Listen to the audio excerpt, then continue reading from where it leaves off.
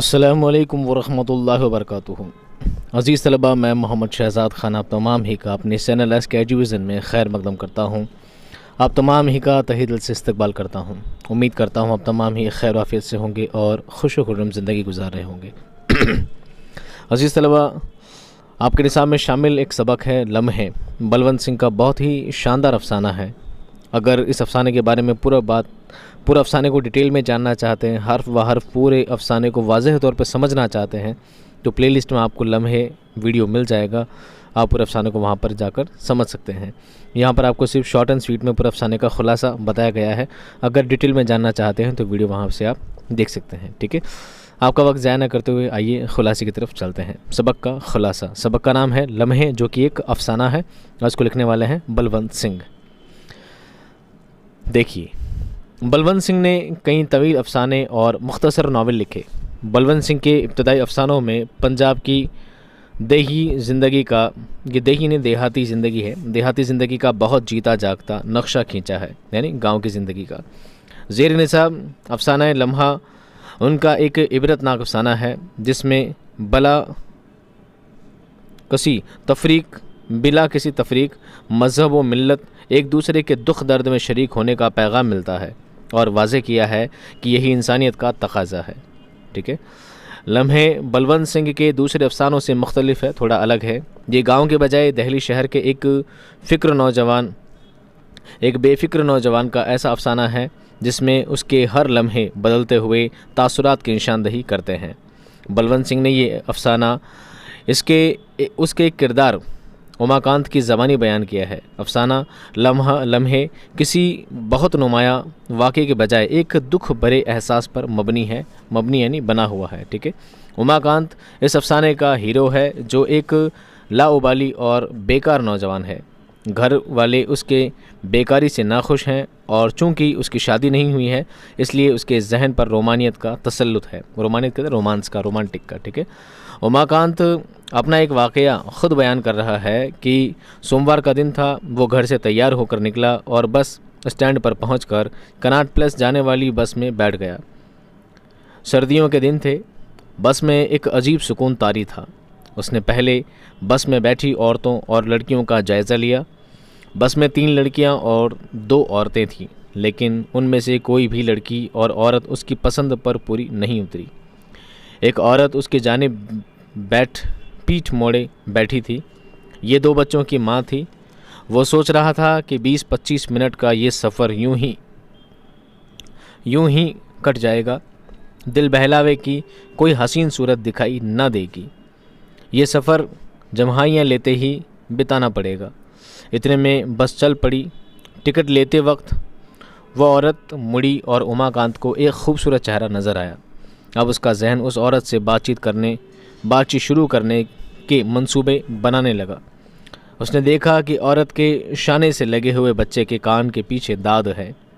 उसने बच्चे के दाद की तरफ इशारा करते हुए औरत से पूछा, क्या उसके दाद हो रहा है? औरत ने हाँ में जवाब दिया और इस तरह बातों का सिलसिला शुरू हुआ। उमाकांत ने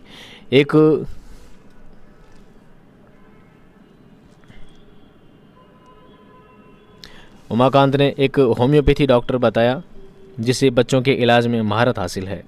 देखते ही देखते औरत ने उमाकांत पर सवालों की बौछार कर दी और वो उसके सवाल का जवाब पढ़ा लिखा होने के बावजूद नहीं दे सका। बातों ही बातों में उसे ये मालूम हो गया कि औरत मुसलमान है।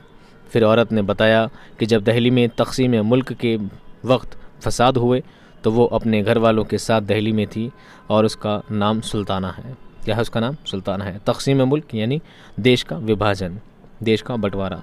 इतने में सफ़र ख़त्म हो गया। उस औरत की मदद करनी चाहिए, लेकिन औरत ने मना कर दिया। उमाकांत आगे बढ़ गया, मगर कुछ दूर जाने के बाद उसने पलट कर देखा तो वो औरत लंगड़ा कर चल रही थी। वो सोचने लगा कि अगर उसकी टांग में ये नुक्स ना होता तो वो कदम कदम पर फितने जगाती। ऐसी हसीन औरत, और ये ऐब जानने के लिए उमाकांत औरत के करीब पहुंच गया। सुल्ताना ने उसे बताया कि ना तो उसका शौहर उसे लेने आया है, ना उसने नौकर भेजा है। और जब उमाकांत उसकी टांग के बारे में सुल्ताना से मालूम करता है कि ये कैसे हुआ, तो बताती है कि किसी सूरवीर ने लाठी घुमाकर मार दी थी। सूरवीर यानी शूरवीर ने। इतने में सुल्ताना का नौकर आ जाता है और वो उसके साथ चली जाती है। उमाकांत दूर तक देखता रहा, यहाँ तक कि वो नज़रों से ओझल हो गई।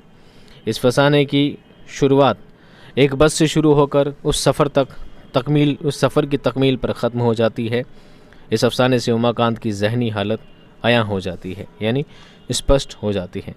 अब आप देखिए, अफसाना जो है लम्हे, क्या है लम्हे। इस लम्हे में क्या होता है कि उमाकांत नाम का एक किरदार इस अफसाने में बयान किया गया है, जो कि क्या है, थोड़ा रोमांटिक है, क्योंकि उसकी शादी नहीं हुई है और बेरोज़गार है।